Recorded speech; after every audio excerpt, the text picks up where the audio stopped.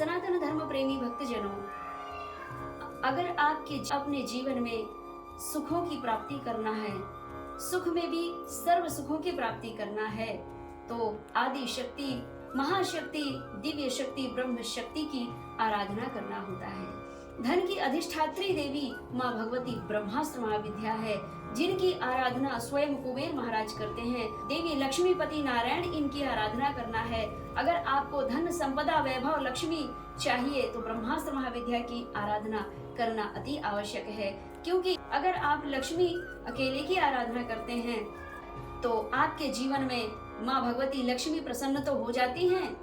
अष्ट लक्ष्मी में से कौन सी लक्ष्मी की आप आराधना कर रहे हैं, कौन सी लक्ष्मी क्या देने वाली है, कौन सी लक्ष्मी क्या क्या शुभ फल प्रदान करती है, यह भी आपको ज्ञात होना चाहिए। लेकिन माँ भगवती महालक्ष्मी, माँ रुद्र, ब्रह्म शक्ति बगलामुखी देवी के भीतर ही विद्यमान है। जब आप लक्ष्मी देवी की आराधना करके और धन लक्ष्मी प्राप्त कर लेते हैं, यश कीर्ति वैभव प्राप्त करते हैं, तो याद रखना शत्रु भी आपके बनते हैं। तो शत्रु जब बन जाते हैं तो वह धन भी लूट जाता है, आपका सम्मान भी घट जाता है, आपके चरित्र में भी धब्बा लग जाता है।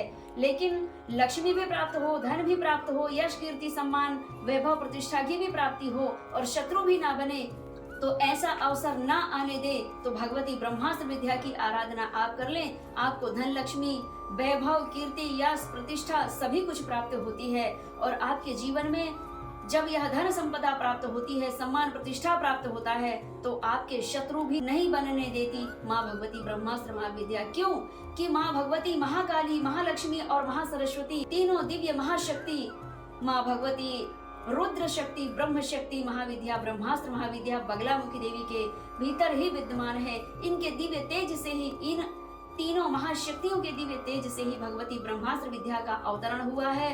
हम सबके कल्याण के लिए, संपूर्ण जनमानस के कल्याण के लिए और संपूर्ण देव समाज के कल्याण के लिए भगवती का अवतरण हुआ है। इसलिए इस कलिकाल में सबको तज करके और केवल एक को ही भजें, भगवान शिव और उनकी दिव्य ब्रह्म शक्ति माँ बगलामुखी देवी को, क्योंकि बगलामुखी देवी सर्व सुखों को प्रदान करने वाली है।